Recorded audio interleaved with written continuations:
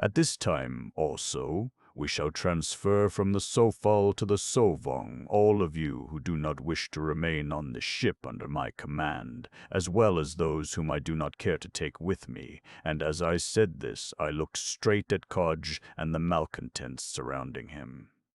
I shall explain what I have in mind for the future, so that each of you may be able to determine between now and daybreak whether he cares to become a member of my company.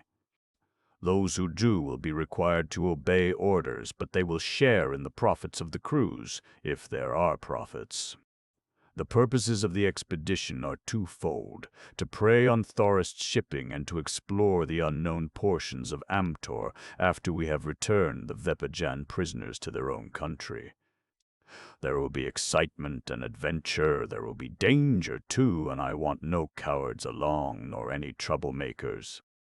There should be profits, for I am assured that richly laden Thorist ships constantly ply the known seas of Amtor, and I am informed that we can always find a ready market for such spoils of war as fall into our hands, and war it shall be, with the soldiers of liberty fighting the oppression and tyranny of Thorism. Return to your quarters now, and be prepared to give a good account of yourselves at daybreak. 11. Duare. I got little sleep that night. My officers were constantly coming to me with reports. From these I learned what was of the greatest importance to me, the temper of the crew. None was averse to taking the Sovon, but there was a divergence of opinion as to what we should do thereafter. A few wanted to be landed on Thorin soil so that they could make their way back to their homes. The majority was enthusiastic about plundering merchant ships. The idea of exploring the unknown waters of Amtor filled most of them with fear.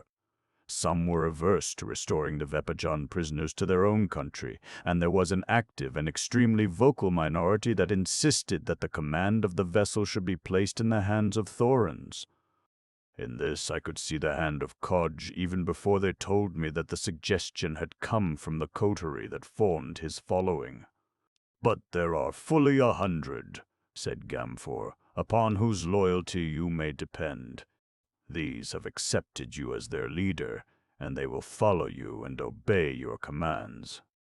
Arm these, I directed, and place all others below deck until after we have taken the Sovong. How about the Klangen? They took no part in the mutiny. Are they for us or against us?"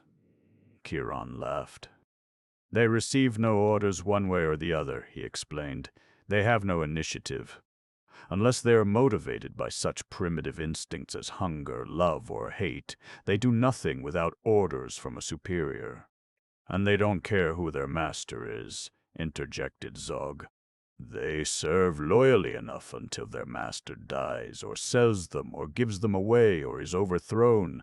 Then they transfer the same loyalty to a new master."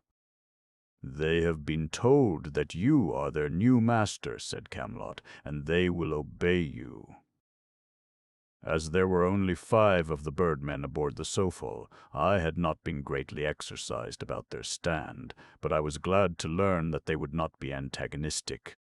At the 20th hour I ordered the 100 upon whom we could depend, assembled and held in the lower deck-house, the others having all been confined below earlier in the night, in the accomplishment of which are previously disarmed except the loyal soldiers of liberty.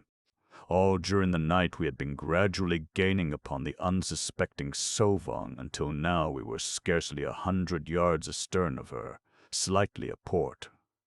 Across our starboard bow I could see her looming darkly in the mysterious nocturnal glow of the moonless Amtorian night, her lanterns white and colored points of light, her watch dimly visible upon her decks.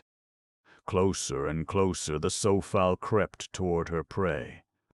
A soldier of liberty who had once been an officer in the Thorin Navy was at the wheel. No one was on deck but the members of the watch. In the lower deck-house 100 men were huddled waiting for the command to board. I stood beside Honan in the chart-room. He was to command the Sofal while I led the boarding party, my eyes upon the strange Amtorian chronometer. I spoke a word to him and he moved a lever. The Sofal crept a little closer to the Sovong. Then Honan whispered an order to the helmsman, and we closed in upon our prey. I hastened down the companionway to the main deck and gave the signal to Camlot standing in the doorway of the deckhouse. The two ships were close now and almost abreast. The sea was calm. Only a gentle swell raised and lowered the softly gliding ships. Now we were so close that a man could step across the intervening space from the deck of one ship to that of the other. The officer of the watch aboard the Sovong hailed us. "What are you about?" he demanded.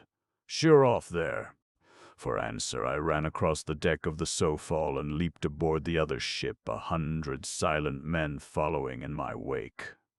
There was no shouting and little noise, only the shuffling of sandaled feet and the subdued clank of arms.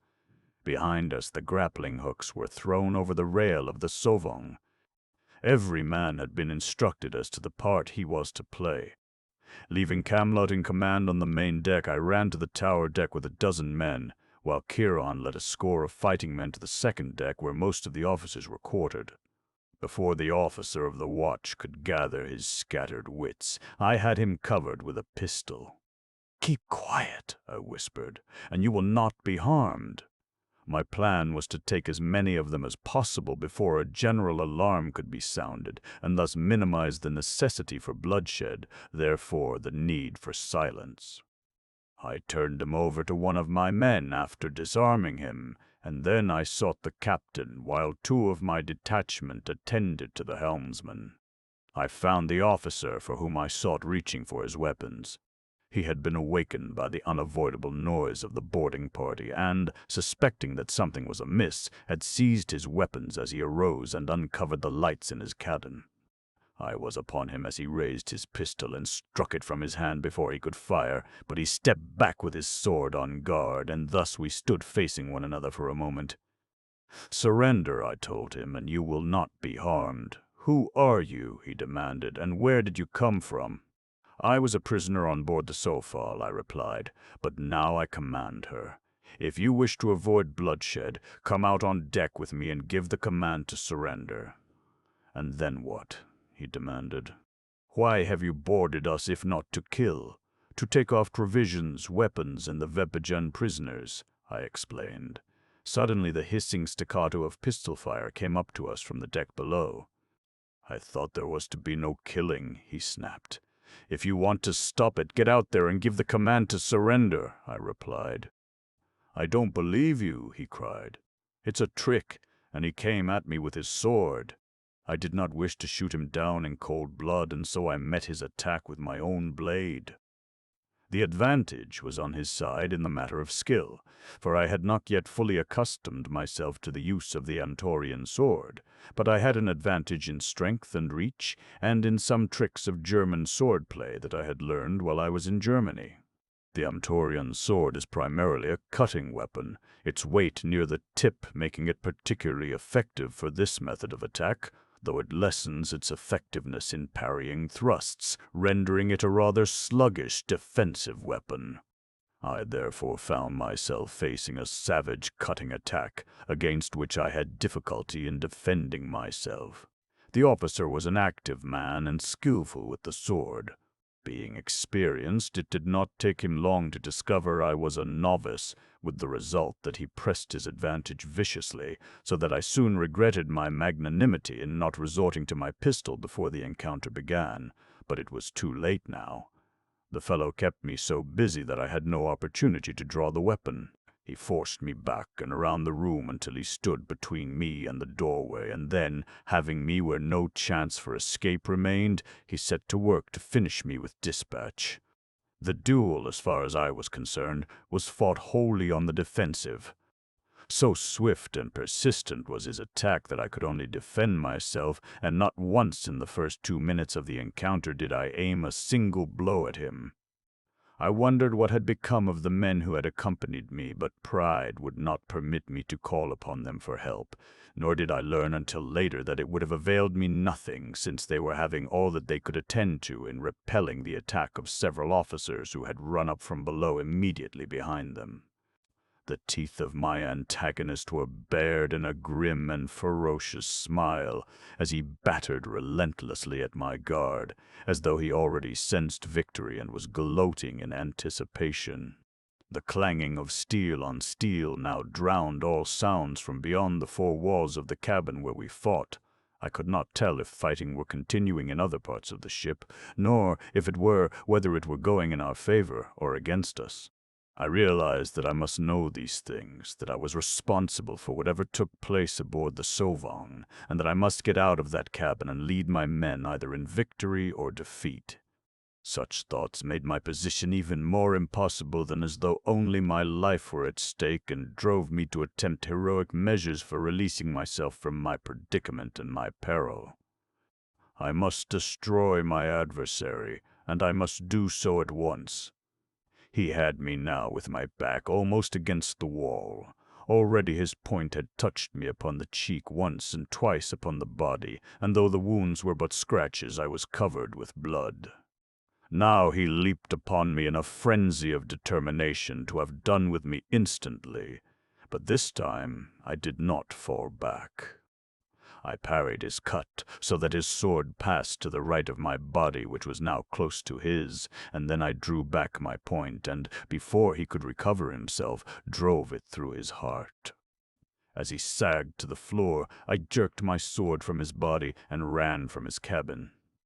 The entire episode had required but a few minutes, though it had seemed much longer to me, yet in that brief time much had occurred on the decks and in the cabins of the Sauvage.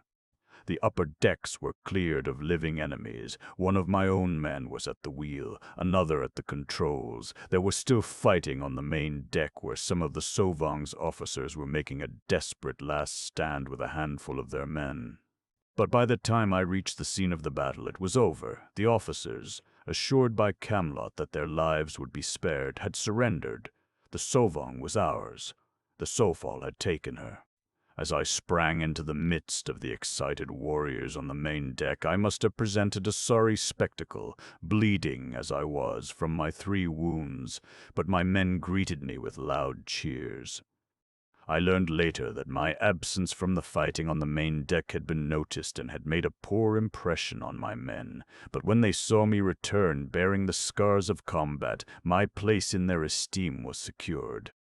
Those 3 little scratches proved of great value to me, but they were as nothing in comparison with the psychological effect produced by the wholly disproportionate amount of blood they had spilled upon my naked hide. We now quickly rounded up our prisoners and disarmed them. Camelot took a detachment of men and released the Vepajan captives, whom he transferred at once to the Saufal. They were nearly all women, but I did not see them as they were taken from the ship, being engaged with other matters. I could imagine, though, the joy in the hearts of Camelot and Duare at this reunion, which the latter at least had probably never even dared to hope for. Rapidly we transferred all of the small arms of the Sauvage to the Saufal, leaving only sufficient to equip the officers of the ill-starred vessel. This work was entrusted to Chiron and was carried out by our own men, while Gamfor, with a contingent of our new-made prisoners, carried all of the Sauvage's surplus provisions aboard our own ship. This done, I ordered all the Sauvage's guns thrown overboard. By that much at least I would cripple the power of Thora. The last act in this drama of the sea was to march our 100 imprisoned malcontents from the Saufal to the Sauvage and present them to the latter's new commander with my compliments. He did not seem greatly pleased, however, nor could I blame him. Neither were the prisoners pleased. Many of them begged me to take them back aboard the Saufal, but I already had more men than I felt were needed to navigate and defend the ship, and each of the prisoners had been reported as having expressed disapproval of some part or all of our plan, so that I, who must have absolute loyalty and cooperation, considered them valueless to me. Kodge, strange to say, was the most persistent. He almost went on his knees as he pleaded with me to permit him to remain with the Saufal, and he promised me such loyalty as man had never known before, but I had had enough of Kodge and told him so. Then, When he found that I could not be moved, he turned upon me, swearing by all his ancestors that he would get even with me yet, even though it took 1,000 years. Returning to the deck of the Sofal, I ordered the grappling hooks cast off, and presently the two ships were under way again, the Sovong proceeding toward the Thorin port that was her destination, the Sofal back toward Vepaja. Now, for the first time, I had opportunity to inquire into our losses, and found that we had suffered 4 killed and 21 wounded, the casualties among the crew of the Sovong having been much higher. For the greater part of the remainder of the day I was busy with my officers organizing the personnel of the Sofal and systematizing the activities of this new and unfamiliar venture, in which work Kiran and Gamfor were of inestimable value, and it was not until late in the afternoon that I had an opportunity to inquire into the welfare of the rescued Vepajan captives. When I asked Camlot about them, he said that they were none the worse for their captivity aboard the Sovong. You see, these raiding parties have orders to bring the women to Thora unharmed and in good condition, he explained. They are destined for more important persons than ship's officers, and that is their safeguard. However, Duare said that, notwithstanding this, the captain made advances to her. I wish I might have known it while I was still aboard the Sovong, that I might have killed him for his presumption. Camlot's tone was bitter, and he showed signs of unusual excitement. "Let your mind rest at ease," I begged him. "Duare has been avenged. What do you mean?" "I killed the captain myself," I explained. He clapped a hand upon my shoulder, his eyes alight with pleasure. "Again you have won the undying gratitude of the Paja," he cried. "I wish that it might have been my good fortune to have killed the beast and thus wiped out the insult upon Vepaja. But if I could not be the one, then I am glad that it was you, Carson, rather than another." I thought that he took the matter rather seriously and was placing too much importance upon the action of the Sovong's captain, since it had resulted in no harm to the girl. But then, of course, I realized that love plays strange tricks upon a man's mental processes, so that an affront to a mistress might be magnified to the proportions of a national calamity. "Well, it is all over now," I said, "and your sweetheart has been returned to you safe and sound." At that he looked horrified. "My sweetheart!" he exclaimed. "In the name of the ancestors of all the Jongs! Do you mean to tell me that you do not know who Duare is?" "I thought, of course, that she was the girl you loved," I confessed. "Who is she? Of course I love her," he explained. "All Vepaha loves her. She is the virgin daughter of a Vepajan Jong." Had he been announcing the presence of a goddess on shipboard, his tone could have been no more reverential and awed. I endeavored to appear more impressed than I was, lest I offend him. "Had she been the woman of your choice," I said, "I should have been even more pleased to have had a part in her rescue than had she been the daughter of a dozen Jongs." "That is nice of you," he replied, "but do not let other Vepajans hear you say such things. You have told me of the divinities of that strange world from which you come. The persons of the Jong and his children are similarly sacred to us." "Then, of course, they shall be sacred to me," I assured him. "By the way, I have word for you that should please you. A Vepajan would consider it a high honor. Duare desires to see you, that she may thank you personally. It is irregular, of course, but then circumstances have rendered strict adherence to the etiquette and customs of our country impracticable, if not impossible. Several hundred men already have looked upon her, many have spoken to her, and nearly all of them were enemies, so it can do no harm if she sees and speaks with her defenders and her friends."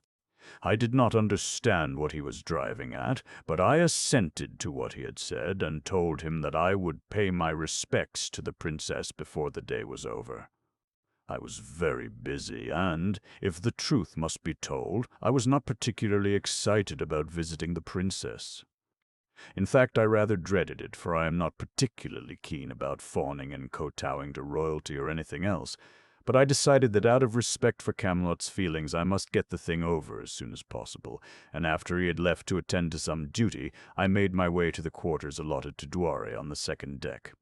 The Amtorians do not knock on a door. They whistle. It is rather an improvement, I think, upon our custom. One has one's own distinctive whistle. Some of them are quite elaborate airs. One soon learns to recognize the signals of one's friends. A knock merely informs you that someone wishes to enter. A whistle tells you the same thing and also reveals the identity of your caller. My signal, which is very simple, consists of 2 short low notes followed by a higher longer note, and as I stood before the door of Duare and sounded this, my mind was not upon the princess within, but upon another girl far away in the tree city of Kuad in Vepaha. She was often in my mind, the girl whom I had glimpsed but twice, to whom I had spoken but once, and that time to avow a love that had enveloped me as completely, spontaneously, and irrevocably as would death upon some future day. In response to my signal, a soft, feminine voice bade me enter. I stepped into the room and faced Duare. At sight of me, her eyes went wide and a quick flush mounted her cheeks. "You!" she exclaimed. I was equally dumbfounded. She was the girl from the Garden of the Jong. 12. A ship. What a strange contretemps. Its suddenness left me temporarily speechless. The embarrassment of Duare was only too obvious. Yet it was that unusual paradox, a happy contretemps, for me at least. I advanced toward her, and there must have been a great deal more in my eyes than I realized, for she shrank back, flushing even more deeply than before. "Don't touch me," she whispered. "Don't dare. Have I ever harmed you?" I asked. That question seemed to bring her confidence. She shook her head. "No," she admitted, "you never have, physically. I sent for you to thank you for the service you have already rendered me, but I did not know it was you. I did not know that the Carson they spoke of was the man who—" She stopped there and looked at me appealingly. "The man who told you in the Garden of the Jong that he loved you," I prompted her. "Don't!" she cried. "Can it be that you do not realize the offensiveness, the criminality of such a declaration? Is it a crime to love you?" I asked. "It is a crime to tell me so," she replied with something of haughtiness. "Then I am a confirmed criminal," I replied, "for I cannot help telling you that I love you whenever I see you. If that is the case, you must not see me again, for you must never again speak those words to me," she said decisively. "Because of the service you have rendered me, I forgive you your past offenses, but do not repeat them." "What if I can't help it?" I inquired. "You must help it," she stated seriously. "It is a matter of life and death to you." Her words puzzled me. "I do not understand what you mean," I admitted. "Camelot, Honan, any of the Vepajans aboard this ship would kill you if they knew," she replied. "The Jong, my father, would have you destroyed upon our return to Vepaja. It would all depend upon whom I told first." I came a little closer to her and looked straight into her eyes. "You would never tell," I whispered. "Why not? What makes you think that?" she demanded, but her voice quavered a little. "Because you want me to love you," I challenged her. She stamped her foot angrily. "You are beyond reason or forbearance or decency," she exclaimed. "Leave my cabin at once. I do not wish ever to see you again." Her bosom was heaving, her beautiful eyes were flashing. She was very close to me, and an impulse seized me to take her in my arms. I wanted to crush her body to mine. I wanted to cover her lips with kisses. But more than all else, I wanted her love, and so I restrained myself, for fear that I might go too far and lose the chance to win the love that I felt was hovering just below the threshold of her consciousness. I do not know why I was so sure of that, but I was. I could not have brought myself to force my attentions upon a woman to whom they were repugnant, but from the first moment that I had seen this girl watching me from the garden in Vepaja, I had been impressed by an inner consciousness of her interest in me, her more than simple interest. It was just one of those things that are the children of old Chun Kabi's training, a training that has made me infinitely more intuitive than a woman. I am sorry that you are sending me away into virtual exile, I said. I do not feel that I deserve that, but of course the standards of your world are not the standards of mine. There, a woman is not dishonored by the love of a man, or by its avowal unless she is already married to another, and then of a sudden a thought occurred to me that should have occurred before. "Do you already belong to some man?" I demanded, chilled by the thought. "Of course not," she snapped. "I am not yet 19. I wondered that it had never before occurred to me that the girl in the garden of the Zhong might be already married. I did not know what that had to do with it, but I was glad to learn that she was not 700 years old. I had often wondered about her age, though after all it could have made no difference, since on Venus, if anywhere in the universe, people are really no older than they look. I mean, as far as their attractiveness is concerned. "Are you going?" she demanded, "or shall I have to call one of the Vepajans and tell them that you have affronted me?" "And have me killed?" I asked. "No, you cannot make me believe that you would ever do that." "Then I shall leave," she stated, "and remember that you are never to see me or speak to me again." With that parting and far from cheering ultimatum, she quit the room, going into another of her suite. That appeared to end the interview. I could not very well follow her, and so I turned and made my way disconsolately to the captain's cabin in the tower. As I thought the matter over, it became obvious to me that I not only had not made much progress in my suit, but that there was little likelihood that I ever should. There seemed to be some insuperable barrier between us, though what it was I could not imagine.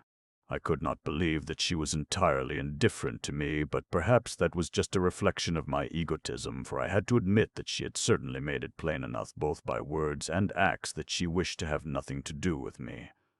I was unquestionably persona non grata.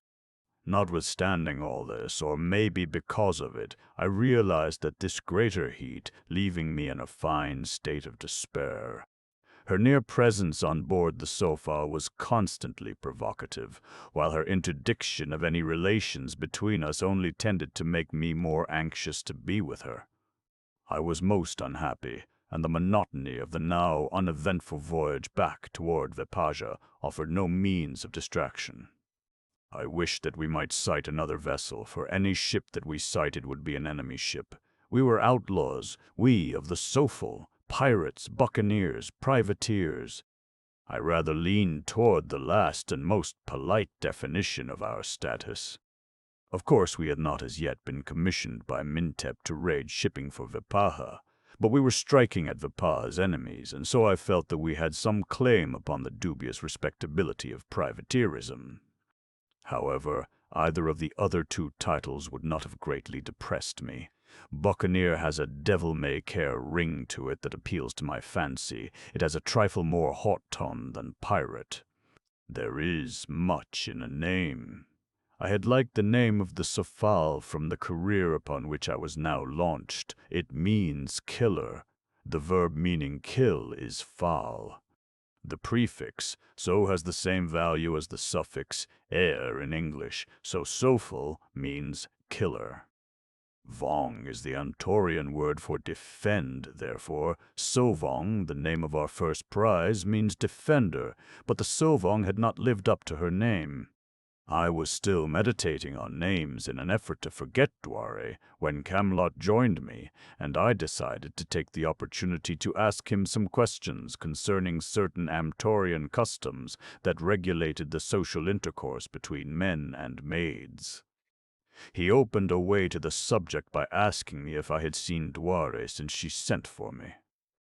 "I saw her," I replied, "but I do not understand her attitude, which suggested that it was almost a crime for me to look at her." "It would be under ordinary circumstances," he told me, "but of course, as I explained to you before, what she and we have passed through has temporarily at least minimized the importance of certain time-honored Vepajan laws and customs. Vepajan girls attain their majority at the age of 20. Prior to that, they may not form a union with a man. The custom, which has almost the force of a law, places even greater restrictions upon the daughters of a Jong. They may not even see or speak to any man other than their blood relatives and a few well-chosen retainers until after they have reached their 20th birthday. Should they transgress, it would mean disgrace for them and death for the man. What a fool law! I ejaculated, but I realized at last how heinous my transgression must have appeared in the eyes of Duare. Camelot shrugged. It may be a fool law, he said, but it is still the law, and in the case of Duare its enforcement means much to Vipaja, for she is the hope of Vipaja. I had heard that title conferred upon her before, but it was meaningless to me. Just what do you mean by saying that she is the hope of Vipaja? I asked. She is Mintep's only child. He has never had a son, though 100 women have sought to bear him one. The life of the dynasty ends if Duare bears no son, and if she is to bear a son, then it is essential that the father of that son be one fitted to be the father of a Jong. Have they selected the father of her children yet? I asked. Of course not, replied Camelot. The matter will not even be broached until after Duare has passed her 20th birthday. And she is not even 19 yet, I remarked with a sigh. No, agreed Camelot, eyeing me closely, but you act as though that fact were of importance to you. It is, I admitted. What do you mean? He demanded. I intend to marry Duare. Camelot leaped to his feet and whipped out his sword. It was the first time that I had ever seen him show marked excitement. I thought he was going to kill me on the spot. Defend yourself, he cried. I cannot kill you until you draw. Just why do you wish to kill me at all? I demanded. Have you gone crazy? The point of Camelot's sword dropped slowly toward the floor. I do not wish to kill you, he said rather sadly, all the nervous excitement gone from his manner. You are my friend. You have saved my life. No, I would rather die myself than kill you, but the thing you have just said demands it. I shrugged my shoulders. The thing was inexplicable to me. What did I say that demands death? I demanded. That you intend to marry Duare. In my world, I told him, men are killed for saying that they do not intend marrying some girl. I had been sitting at the desk in my cabin at the time that Camelot had threatened me, and I had not arisen. Now I stood up and faced him. You had better kill me, Camelot, I said, for I spoke the truth. He hesitated for a moment, standing there looking at me. Then he returned his sword to its scabbard. I cannot, he said huskily. May my ancestors forgive me.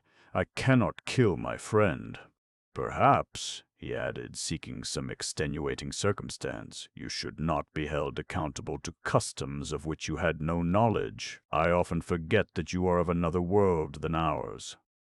But tell me, now that I have made myself a party to your crime by excusing it, what leads you to believe that you will marry Duare? I can incriminate myself no more by listening to you further. I intend to marry her because I know that I love her and believe that she already half loves me. At this Camelot appeared shocked and horrified again. That is impossible, he cried.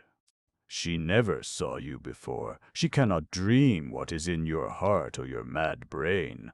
On the contrary, she has seen me before, and she knows quite well what is in my mad brain, I assured him. I told her in Kuad. I told her again today, and she listened. She was shocked, I admitted, but she listened. Then she upbraided me and ordered me from her presence. Camelot breathed a sigh of relief. At least she has not gone mad. I cannot understand on what you base your belief that she may return your love. Her eyes betrayed her, and, what may be more convincing, she did not expose my perfidy and thus send me to my death. He pondered that and shook his head. It is all madness, he said. I can make nothing of it. You say that you talked with her in Kuad, but that would have been impossible. But if you had ever even seen her before, why did you show so little interest in her fate when you knew that she was a prisoner aboard the Sauvage? Why did you say that you thought that she was my sweetheart? I did not know until a few minutes ago, I explained, that the girl I saw and talked with in the garden at Kuad was Duare, the daughter of the Jong.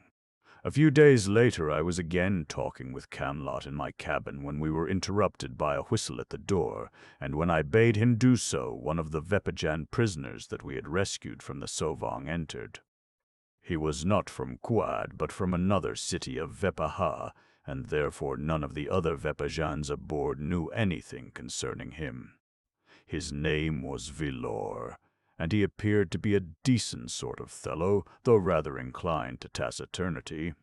He had manifested considerable interest in the Klangons, and was with them often, but had explained this idiosyncrasy on the grounds that he was a scholar and wished to study the birdmen, specimens of which he had never before seen. "I have come," he explained in response to my inquiry, "to ask you to appoint me an officer. I should like to join your company and share in the work and responsibilities of the expedition." "We are well officered now," I explained, "and have all the men we need. Furthermore," I added frankly, "I do not know you well enough to be sure of your qualifications. By the time we reach Vepaja, we shall be better acquainted, and if I need you then, I will tell you." "Well, I should like to do something," he insisted. "May I guard the Janjong until we reach Vepaha?" He referred to Duare, whose title, compounded of the two words daughter and king, is synonymous to princess. I thought that I noticed just a trace of excitement in his voice as he made the request. "She is well guarded now," I explained. "But I should like to do it," he insisted. "It would be a service of love and loyalty for my Jong. I could stand the night guard. No one likes that detail ordinarily." "It will not be necessary," I said shortly. "The guard is already sufficient. She is in the after cabins of the second deck house, is she not?" he asked. I told him that she was. "And she has a special guard?" "A man is always before her door at night," I assured him. "Only one?" he demanded, as though he thought the guard insufficient. "In addition to the regular watch, we consider one man enough. She has no enemies aboard the Sofal. These people were certainly solicitous of the welfare and safety of their royalty, I thought, and, it seemed to me, unnecessarily so. But finally Vilor gave up and departed, after begging me to give his request further thought. He seems even more concerned about the welfare of Duare than you," I remarked to Camlot after Vilor had gone. "Yes, I noticed that," replied my lieutenant thoughtfully. "There is no one more concerned about her than I said, but I cannot see that any further precautions are necessary." "Nor I," agreed Camlot. "She is quite well protected now." We had dropped Vilor from our minds and were discussing other matters when we heard the voice of the lookout in the crow's nest shouting, "Vu notar!" "A ship!" Running to the tower deck, we got the bearings of the stranger as the lookout announced them the second time, and, sure enough, almost directly abeam on the starboard side we discerned the superstructure of a ship on the horizon. For some reason which I do not clearly understand, the visibility on Venus is usually exceptionally good. Low fogs and haze are rare, notwithstanding the humidity of the atmosphere. This condition may be due to the mysterious radiation from that strange element in the planet's structure which illuminates her moonless nights. I do not know. At any rate, we could see a ship, and almost immediately all was excitement aboard the Sofal. Here was another prize, and the men were eager to be at her. As we changed our course and headed for our victim, a cheer rose from the men on deck. Weapons were issued, the bow gun and the two tower guns were elevated to firing positions. The Sofal forged ahead at full speed. As we approached our quarry, we saw that it was a ship of about the same size as the Sofal and bearing the insignia of Thora. Closer inspection revealed it to be an armed merchantman. I now ordered all but the gunners into the lower deck-house, as I planned on boarding this vessel as I had the Sovong, and did not wish her to see our deck filled with armed men before we came alongside. As before, explicit orders were issued. Every man knew what was expected of him. All were cautioned against needless killing.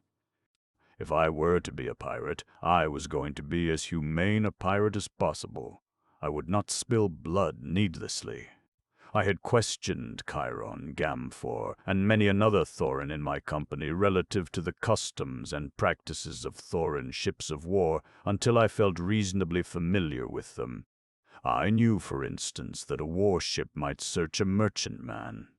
It was upon this that I based my hope of getting our grappling hooks over the side of our victim before he could suspect our true design. When we were within hailing distance of the ship, I directed Kieran to order her to shut down her engines, as we wished to board and search her, and right then we ran into our first obstacle. It came in the form of a pennant, suddenly hoisted at the bow of our intended victim. It meant nothing to me, but it did to Kieran and the other Thorins aboard the Sofal. "We'll not board her so easily after all," said Kieran. "She has an Onyan on board, and that exempts her from search. It probably also indicates that she carries a larger complement of soldiers than a merchantman ordinarily does." "Whose friend?" I asked. "Yours? For Ongyan means great friend in the sense of eminent or exalted." Kieran smiled. "It is a title. There are 100 Klongyan in the oligarchy. One of them is aboard that ship. They are great friends unquestionably, great friends of themselves. They rule Thora more tyrannically than any Jong, and for themselves alone. How will the men feel about attacking a ship bearing so exalted a personage?" I inquired. "They will fight among themselves to be the first aboard, and to run a sword through him. They must not kill him," I replied. "I have a better plan." "They will be hard to control once they are in the thick of a fight," Kieran assured me. "I have yet to see the officer who can do it. In the old days, in the days of the Jongs, there were order and discipline, but not now." "There will be aboard the Sofal," I averred. "Come with me, I am going to speak to the men." Together we entered the lower deck-house, where the majority of the ship's company was massed, waiting for the command to attack. There were nearly 100 rough and burly fighting men, nearly all of whom were ignorant and brutal.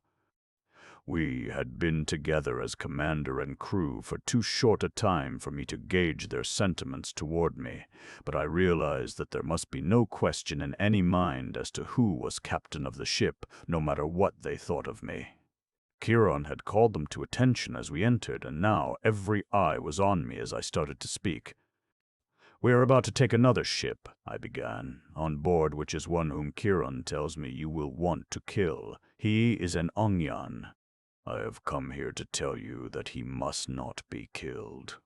Growls of disapproval greeted this statement, but, ignoring them, I continued, "I have come here to tell you something else because I have been informed that no officer can control you after you enter battle.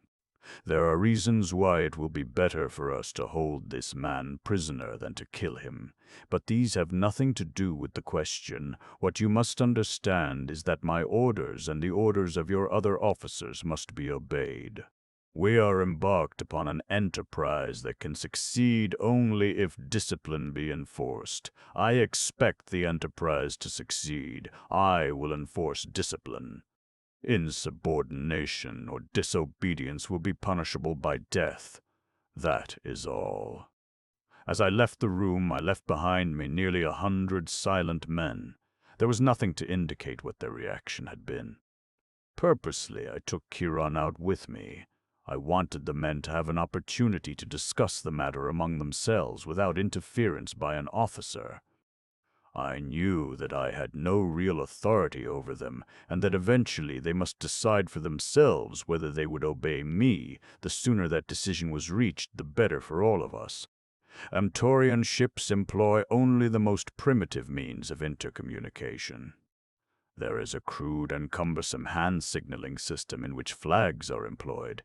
Then there is a standardized system of trumpet calls which covers a fairly wide range of conventional messages.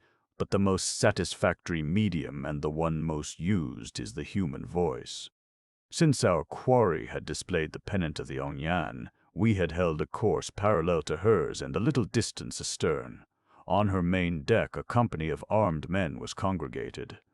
She mounted 4 guns which had been elevated into firing position. She was ready, but I think that as yet she suspected nothing wrong in our intentions.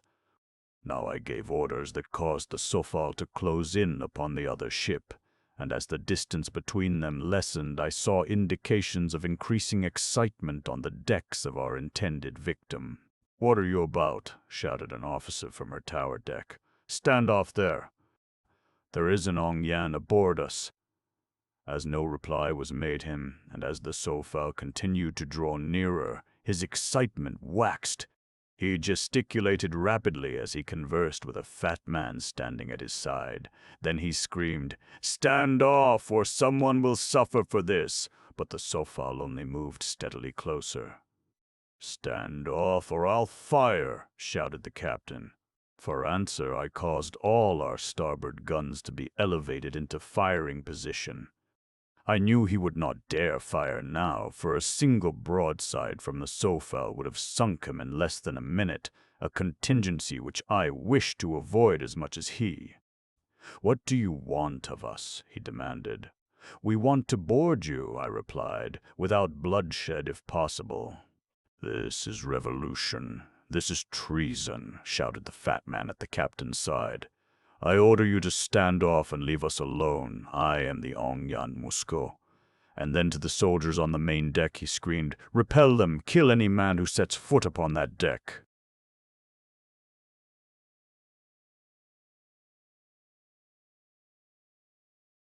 "13. Catastrophe. At the same moment that the Ongyan Musko ordered his soldiers to repel any attempt to board his ship, her captain ordered full speed ahead and threw her helm to starboard. She veered away from us and leaped ahead in an effort to escape. Of course I could have sunk her, but her loot would have been of no value to me at the bottom of the sea. Instead, I directed the trumpeter at my side to sound full speed ahead to the officer in the tower, and the chase was on. The Yan, whose name was now discernible across her stern, was much faster than Chiron had led me to believe, but the Sofal was exceptionally speedy, and it soon became obvious to all that the other ship could not escape her.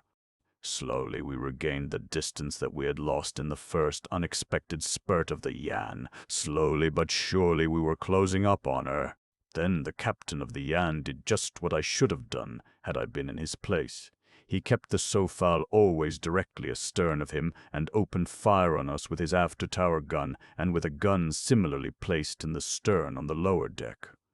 The maneuver was tactically faultless, since it greatly reduced the number of guns that we could bring into play without changing our course, and was the only one that might offer him any hope of escape.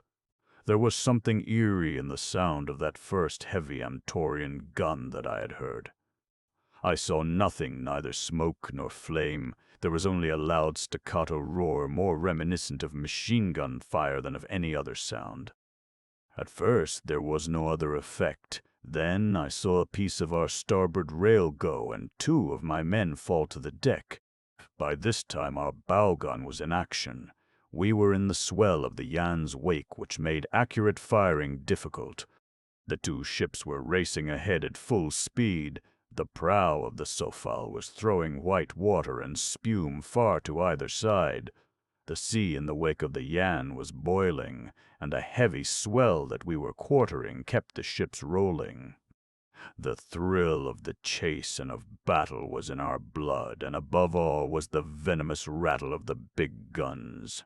I ran to the bow to direct the fire of the gun there, and a moment later we had the satisfaction of seeing the crew of one of the Yan's guns crumple to the deck man by man, as our gunner got his sights on them and mowed them down. The Sofal was gaining rapidly upon the Yan, and our guns were concentrating on the tower gun and the tower of the enemy. The Ongyan had long since disappeared from the upper deck, having doubtlessly sought safety in a less exposed part of the ship, and in fact there were only 2 men left alive upon the tower deck where he had stood beside the captain. These were 2 of the crew of the gun that was giving us most trouble.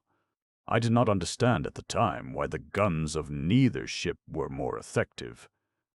I knew that the T-ray was supposedly highly destructive, and so I could not understand why neither ship had been demolished or sunk, but that was because I had not yet learned that all the vital parts of the ships were protected by a thin armor of the same metal of which the large guns were composed, the only substance at all impervious to the T-ray.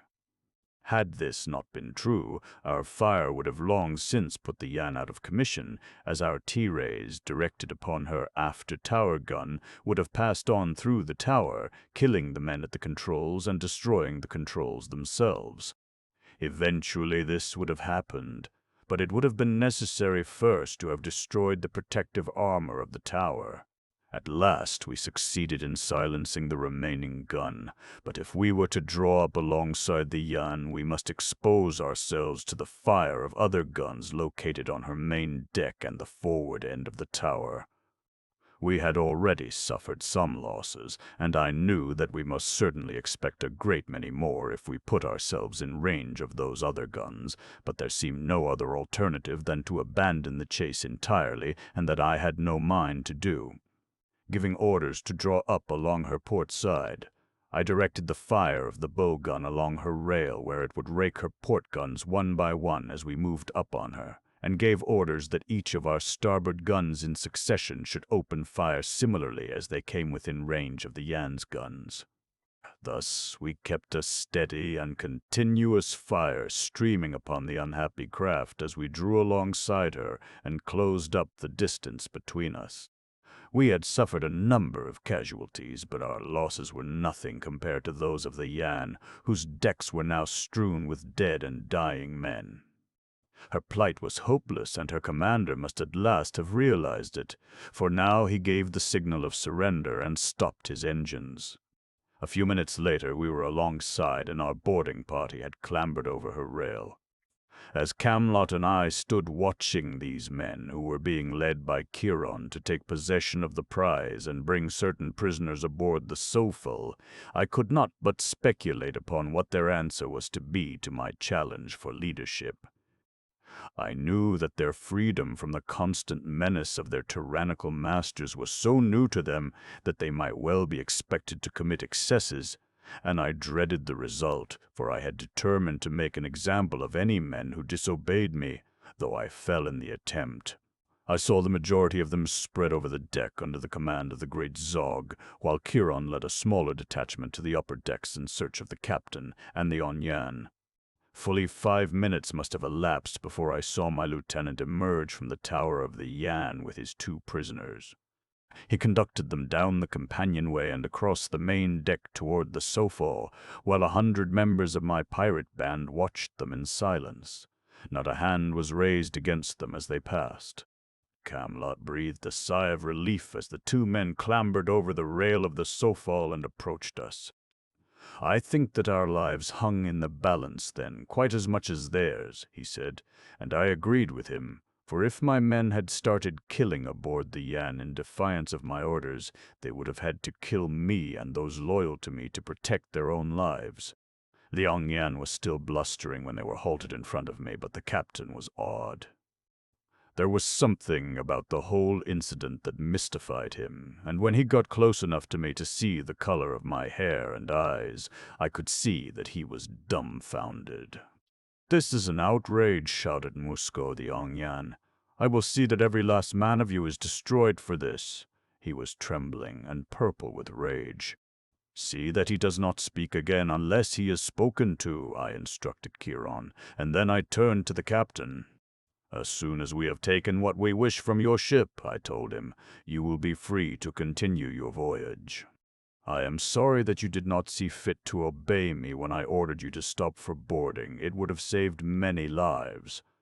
The next time you are ordered to lay to by the Sofal, do so, And when you return to your country, advise other shipmasters that the Sofal is abroad and that she is to be obeyed."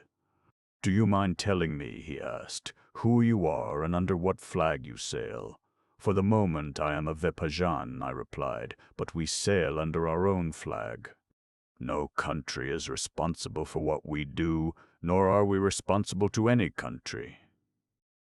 Pressing the crew of the Yan into service, Camlot, Chiron, Gamfor, and Zog had all her weapons, such of her provisions as we wished, and the most valuable and least bulky portion of her cargo transferred to the Sofal before dark.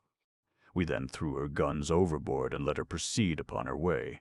Musco I retained as a hostage in the event that we should ever need one. He was being held under guard on the main deck until I could determine just what to do with him. The Vepajan women captives we had rescued from the Sauvon, together with our own officers who were also quartered on the second deck, left me no vacant cabin in which to put Musco, and I did not wish to confine him below deck in the hole reserved for common prisoners. I chanced to mention the matter to Camlot in the presence of Vilor, when the latter immediately suggested that he would share his own small cabin with Musco and be responsible for him. As this seemed an easy solution of the problem, I ordered Musco turned over to Vilor, who took him at once to his cabin. The pursuit of the Yan had taken us off our course, and now, as we headed once more toward Vipaja, a dark land mass was dimly visible to starboard. I could not but wonder what mysteries lay beyond that shadowy coastline, what strange beasts and men inhabited that terra incognita that stretched away into Strabal and the unexplored equatorial regions of Venus. To partially satisfy my curiosity, I went to the chart room, and after determining our position as accurately as I could by dead reckoning, I discovered that we were off the shore of Nubal. I remembered having heard Danis mention this country, but I could not recall what he had told me about it. Lured by imaginings, I went out onto the tower deck and stood alone, looking out across the faintly illuminated nocturnal waters of Amtor toward mysterious Nubal. The wind had risen to almost the proportions of a gale, the first that I had encountered since my coming to the Shepherd's Star. Heavy seas were commencing to run, but I had every confidence in the ship and in the ability of my officers to navigate her under any circumstances, so I was not perturbed by the increasing violence of the storm. It occurred to me, though, that the women aboard might be frightened, and my thoughts, which were seldom absent from her for long, returned to Duare. Perhaps she was frightened. Even no excuse is a good excuse to the man who wishes to see the object of his infatuation. But now I prided myself that I had a real reason for seeing her, and one that she herself must appreciate, since it was prompted by solicitude for her welfare. And so I went down the companionway to the second deck with the intention of whistling before the door of Duare. But as I had to pass directly by Vilor's cabin, I thought that I would take the opportunity to look in on my prisoner. There was a moment's silence following my signal, and then Vilor bade me enter.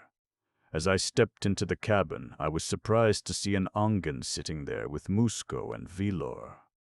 Vilor's embarrassment was obvious. Musco appeared ill at ease and the birdman frightened. That they were disconcerted did not surprise me, for it is not customary for members of the superior race to fraternize with clangons socially. But if they were embarrassed, I was not. I was more inclined to be angry. The position of the Vepajans aboard the Sofal was a delicate one. We were few in numbers, and our ascendancy depended wholly upon the respect we engendered and maintained in the minds of the Thorans, who constituted the majority of our company, and who looked up to the Vepajans as their superiors, despite the efforts of their leaders to convince them of the equality of all men. "Your quarters are forward," I said to the Angan. "You do not belong here." "It is not his fault," said Vilor, as the birdman rose to leave the cabin. Musco, strange as it may seem, had never seen an Angan, and I fetched this fellow here merely to satisfy his curiosity. "I am sorry if I did wrong." "Of course," I said. "That puts a slightly different aspect on the matter, but I think it will be better if the prisoner inspects the Klangen on deck where they belong. He has my permission to do so tomorrow." The Angan departed. I exchanged a few more words with Vilor, and then I left him with his prisoner and turned toward the after cabin where Duare was quartered, the episode that had just occurred fading from my mind almost immediately, to be replaced by far more pleasant thoughts. There was a light in Duare's cabin as I whistled before her door, wondering if she would invite me in or ignore my presence. For a time there was no response to my signal, and I had about determined that she would not see me when I heard her soft, low voice inviting me to enter. "You are persistent," she said, but there was less anger in her voice than when last she had spoken to me. "I came to ask if the storm has frightened you and to assure you that there is no danger." "I am not afraid," she replied. "Was that all that you wished to say?" It sounded very much like a dismissal. "No," I assured her, "nor did I come solely for the purpose of saying it." She raised her eyebrows. "What else could you have to say to me that you have not already said?" "Perhaps I wish to repeat," I suggested. "You must not," she cried. I came closer to her. "Look at me, Duare, look me in the eyes and tell me that you do not like to hear me, tell you that I love you." Her eyes fell. "I must not listen," she whispered and rose as though to leave the room. I was mad with love for her. Her near presence sent the hot blood boiling through my veins. I seized her in my arms and drew her to me. Before she could prevent it, I covered her lips with mine. Then she partially tore away from me, and I saw a dagger gleaming in her hand. "You are right," I said. "Strike! I have done an unforgivable thing. My only excuse is my great love for you. It swept away reason and honor." Her dagger hand dropped to her side. "I cannot," she sobbed, and turning, fled from the room. I went back to my own cabin, cursing myself for a beast and a cad. I could not understand how it had been possible for me to have committed such an unpardonable act. I reviled myself, and at the same time the memory of that soft body crushed against mine, and those perfect lips against my lips suffused me with a warm glow of contentment that seemed far removed from repentance. I lay awake for a long time after I went to bed, thinking of Duare, recalling all that had ever passed between us. I found a hidden meaning in her cry, "I must not listen." I rejoiced in the facts that once she had refused to consign me to death at the hands of others, and that again she had refused to kill me herself. Her, "I cannot," rang in my ears almost like an avowal of love. My better judgment told that I was quite mad, but I found joy in hugging my madness to me. The storm increased to such terrific fury during the night that the screeching of the wind and the wild plunging of the soufal awakened me just before dawn. Arising immediately, I went on deck, where the wind almost carried me away.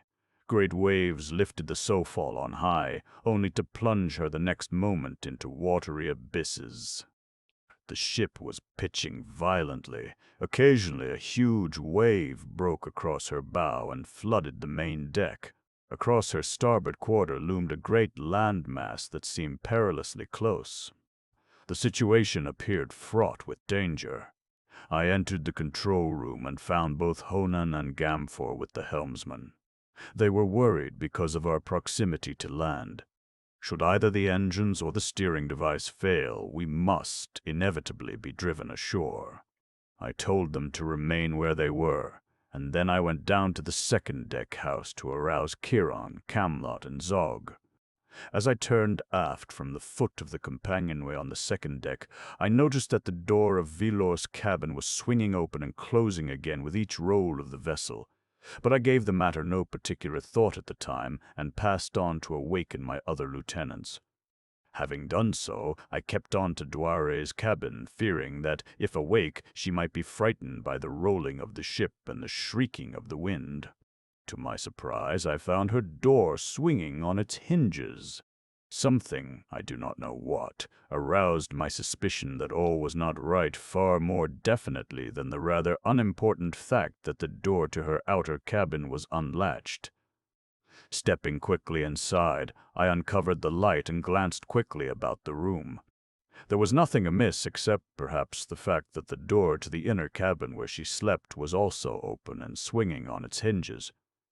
I was sure that no one could be sleeping in there while both those doors were swinging and banging. It was possible, of course, that Duare was too frightened to get up and close them. I stepped to the inner doorway and called her name aloud. There was no reply. I called again, louder, again. Silence was my only answer. Now I was definitely perturbed. Stepping into the room, I uncovered the light and looked at the bed. It was empty. Duare was not there. But in the far corner of the cabin lay the body of the man who had stood guard outside her door. Throwing conventions overboard, I hastened to each of the adjoining cabins where the rest of the Vepajan women were quartered. All were there except Duare. They had not seen her. They did not know where she was. Frantic from apprehension, I ran back to Camelot's cabin and acquainted him with my tragic discovery. He was stunned. "She must be on board," he cried. "Where else can she be?" "I know she must be," I replied, "but something tells me she is not. We must search the ship at once, from stem to stern." Zog and Kieran were emerging from their cabins as I came from Camelot's. I told them of my discovery and ordered the search commenced. Then I hailed a member of the watch and sent him to the crow's nest to question the lookout. I wanted to know whether he had seen anything unusual transpiring on the ship during his watch, for from his lofty perch he could overlook the entire vessel. "Muster every man," I told Camelot, "account for every human being on board, search every inch of the ship." As the men left to obey my instructions, I recalled the coincidence of the two cabin doors swinging wide, Duare's and Villor's.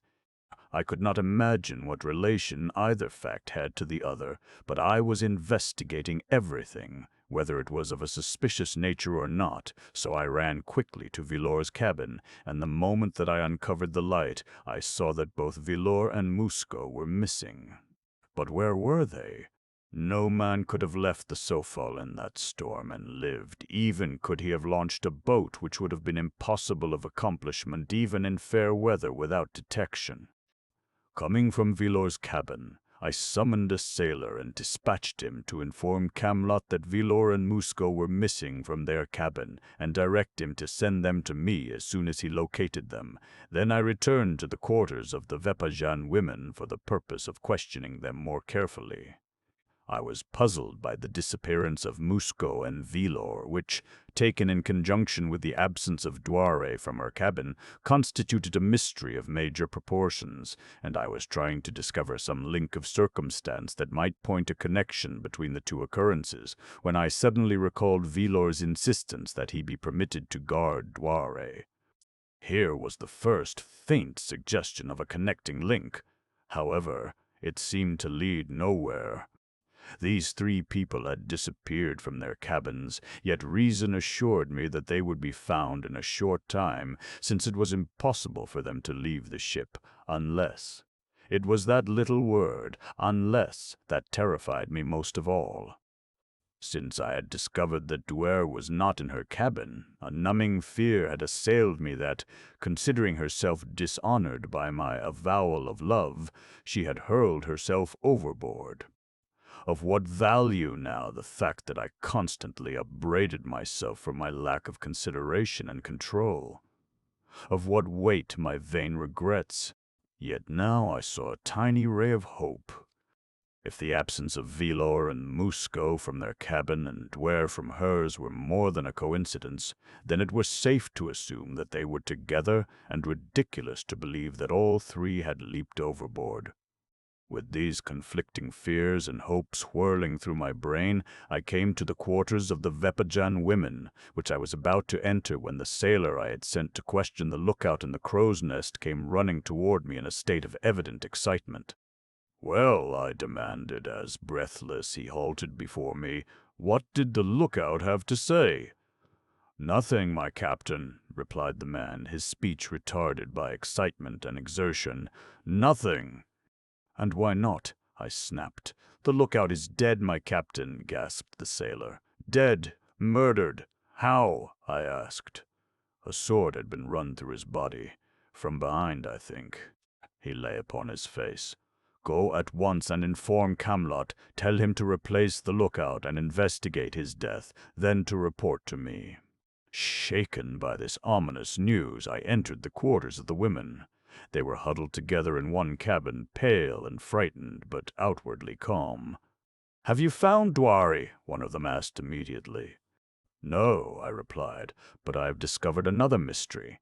The Ongyan Musco is missing, and with him the Vepajan Vilor." "Vepajan!" exclaimed Biaya, the woman who had questioned me concerning Duare. "Vilor is no Vepajan." "What do you mean?" I demanded. "If he is not a Vepajan, what is he?" "He is a Thoran spy," she replied. "He was sent to Vipaja long ago to steal the secret of the longevity serum, and when we were captured, the Klangen took him, also by mistake. We learned this little by little aboard the Sovong." "But why was I not informed when he was brought aboard?" I demanded. "We supposed that everyone knew it," explained Bia, "and thought that Vilor was transferred to the Sofal as a prisoner, another link in the chain of accumulating evidence. Yet I was as far as ever from knowing where either end of the chain lay." 14. Storm. After questioning the women, I went to the main deck, too impatient to await the reports of my lieutenants in the tower where I belonged. I found that they had searched the ship and were just coming to me with their report. None of those previously discovered missing had been found, but the search had revealed another astounding fact. The 5 Klangen also were missing. Searching certain portions of the ship had been rather dangerous work, as she was rolling heavily, and the deck was still occasionally swept by the larger seas, but it had been accomplished without mishap, and the men were now congregated in a large room in the main deck-house. Camlot, Gamfor, Curon, Zog, and I had also entered this same room, where we were discussing the whole mysterious affair. Honan was in the control room of the tower. I told them that I had just discovered that Vilor was not Vepajan, but a Thoran spy, and had reminded Camlot of the man's request that he be allowed to guard the Zhanzhong. "I learned something else from Bia while I was questioning the women," I added. "During their captivity aboard the Sovong, Vilor persisted in annoying Duare with his attentions. He was infatuated with her. I think that gives us the last bit of evidence we need to enable us to reconstruct the hitherto seemingly inexplicable happenings of the past night," said Gamfor. "Vilor wished to possess Duare. Musco wished to escape from captivity. The former had fraternized with the Klangen and made friends of them. That was known to everyone aboard the Sofal. Musco was an Onyan. During all their lives, doubtless, the Klangen have looked upon the Klongyan as the fountainheads of supreme authority. They would believe his promises, and they would obey his commands. Doubtless Vilor and Musco worked out the details of the plot together. They dispatched an Angan to kill the lookout, lest their movements arouse suspicion and be reported before they could carry their plan to a successful conclusion.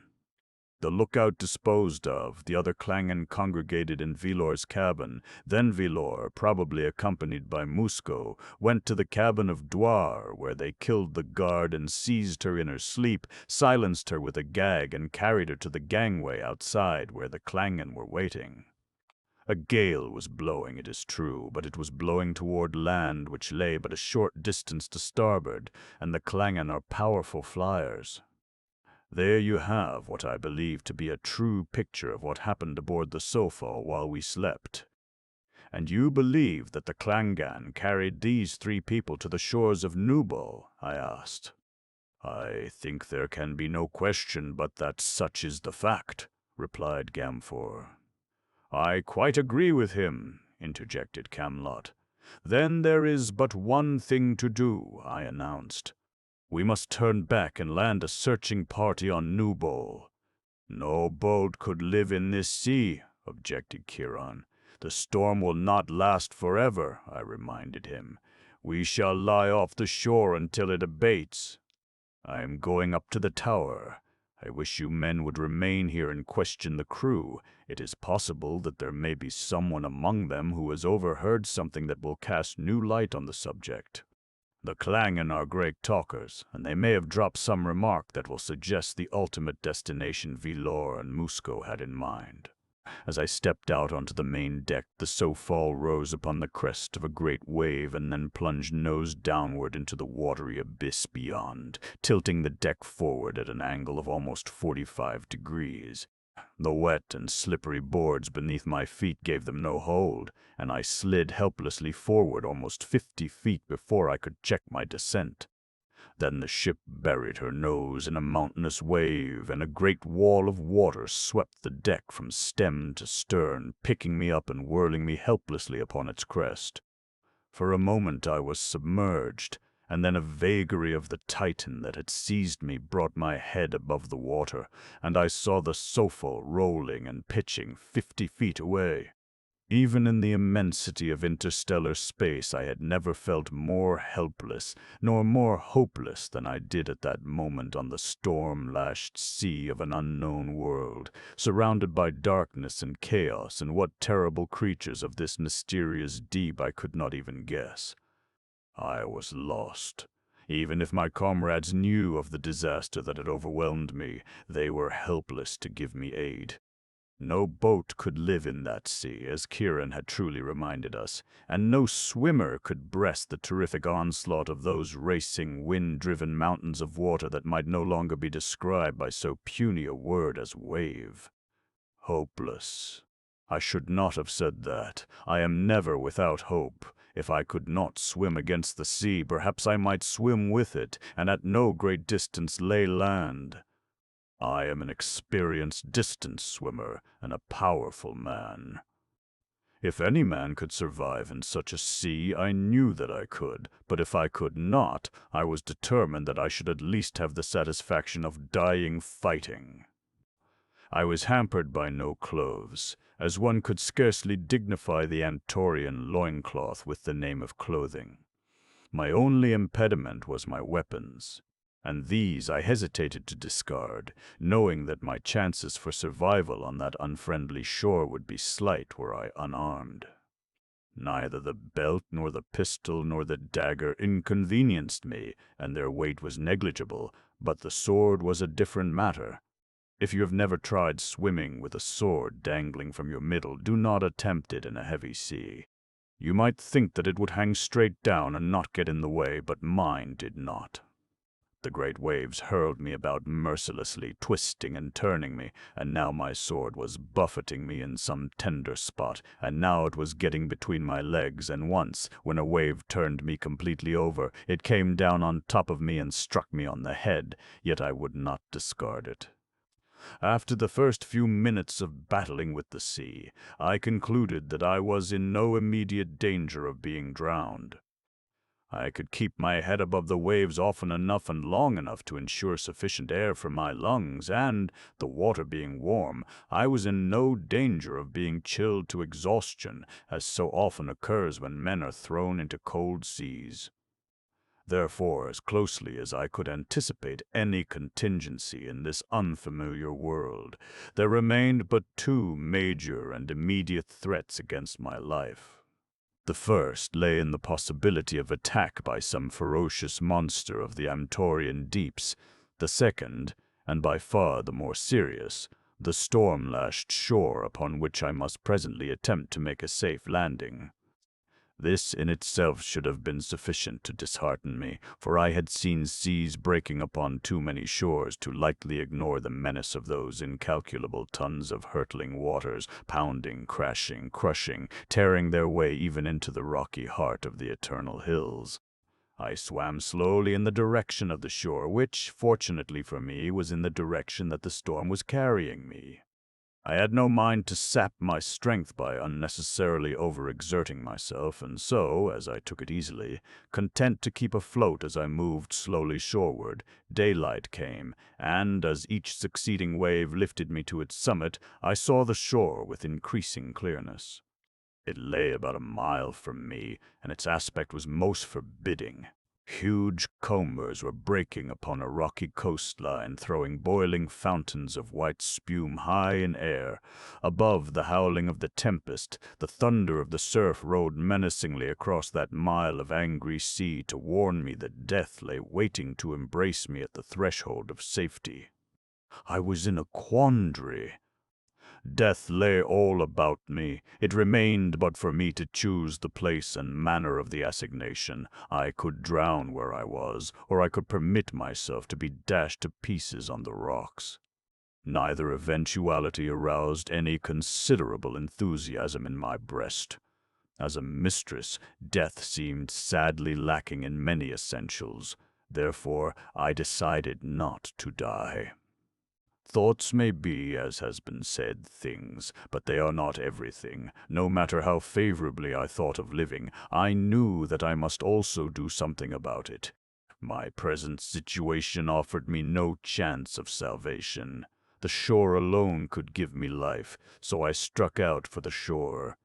As I drew nearer it, many things, some of them quite irrelevant, passed through my mind, but some were relevant, among them the burial service. It was not a nice time to think of this, but then we cannot always control our thoughts, however. In the midst of life we are in death, seemed wholly appropriate to my situation. By twisting it a bit, I achieved something that contained the germ of hope. In the midst of death, there is life.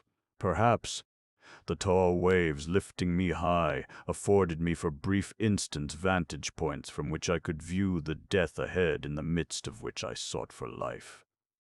The shoreline was becoming, at closer range, something more than an unbroken line of jagged rocks and white water. But details were yet lacking, for each time I was allowed but a brief glimpse before being dropped once more to the bottom of a watery chasm.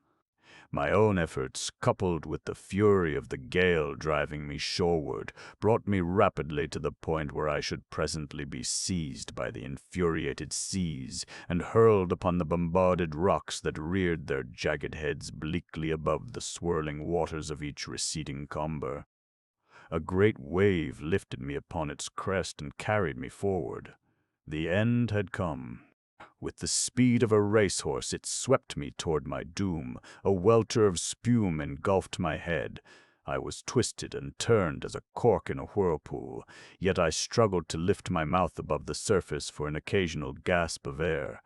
I fought to live for a brief moment longer, that I might not be dead when I was dashed by the merciless sea against the merciless rocks. Thus dominating is the urge to live. I was carried on. Moments seemed an eternity. Where were the rocks? I almost yearned for them now to end the bitterness of my futile struggle. I thought of my mother and of Duare. I even contemplated, with something akin to philosophic calm, the strangeness of my end. In that other world that I had left forever, no creature would ever have knowledge of my fate. Thus spoke the eternal egotism of man, who, even in death, desires an audience. Now I caught a brief glimpse of rocks. They were upon my left, when they should have been in front of me. It was incomprehensible.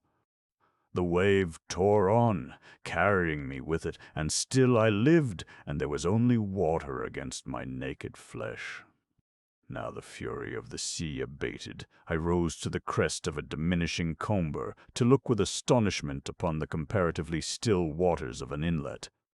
I had been carried through the rocky gateway of a landlocked cove, and before me I saw a sandy crescent beach. I had escaped the black fingers of death. I had been the beneficiary of a miracle. The sea gave me a final fillip that rolled me high upon the sands to mingle with the wrack and flotsam she had discarded. I stood up and looked about me. A more devout man would have given thanks, but I felt that as yet I had been spared temporarily. But Duare was still in peril. The cove into which I had been swept was formed by the mouth of a canyon that ran inland between low hills, the sides and summits of which were dotted with small trees.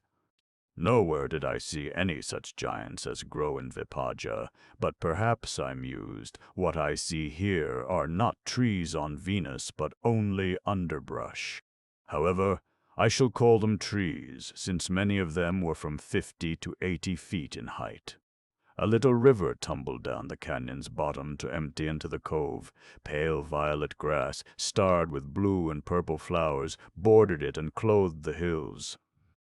There were trees with red boles, smooth and glossy as lacquer. There were trees with azure boles.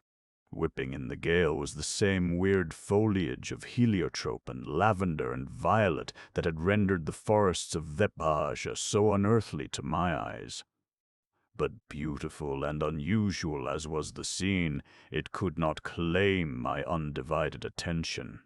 A strange freak of fate had thrown me upon this shore, to which, I had reason to believe, Duare must undoubtedly have been carried, and now my only thought was to take advantage of this fortunate circumstance and attempt to find and succor her. I could only assume that in the event her abductors had brought her to this shore, their landing must have been made farther along the coast to my right, which was the direction from which the Sofal had been moving. With only this slight and unsatisfactory clue, I started immediately to scale the side of the canyon and commence my search. At the summit, I paused a moment to survey the surrounding country and get my bearings. Before me stretched a rolling tableland, tree-dotted and lush with grass, and beyond that, inland, rose a range of mountains vague and mysterious along the distant horizon. My course lay to the east along the coast. I shall use the earthly references to points of compass. The mountains were northward, toward the equator. I am assuming, of course, that I am in the southern hemisphere of the planet. The sea was south of me. I glanced in that direction, looking for the Sofal. There she was, far out and moving toward the east. Evidently my orders were being carried out, and the Sofal was lying offshore waiting for calm weather that would permit a landing. Now I turned my steps toward the east.